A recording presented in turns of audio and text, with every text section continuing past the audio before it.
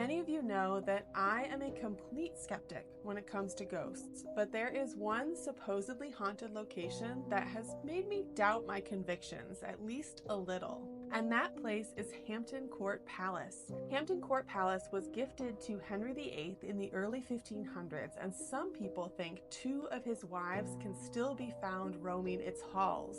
Jane Seymour, who died in childbirth, is said to appear as a lady in white, and people hear screams that they attribute to Catherine Howard and her failed attempt to rush to Henry to plead for her life after she learned she would be executed.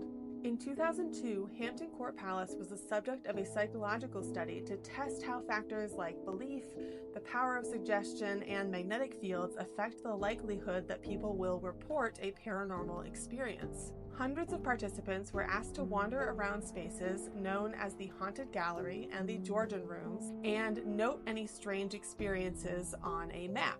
Participants reported a total of 431 unusual occurrences, and like many other studies, the researchers found that believers in the paranormal were more likely to report strange experiences and attribute them to ghosts. The maps of the Haunted Gallery held a spooky surprise, though.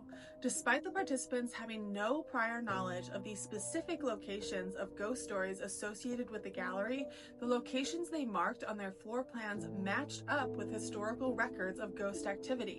So something weird was definitely happening in those spots. While there's probably a logical explanation for the matchup, for example, since many of the reported experiences were temperature related, they could just be drafty parts of the space, there is the possibility that it's because the Haunted Gallery actually lives up to its name. And to me, it's some of the most compelling evidence that ghosts might actually exist because the data was collected using scientific principles. Finally, if you like stories like this, you should check out the book I wrote with my co-host Paige. It's called Spooky Science, and it comes out on June 24th.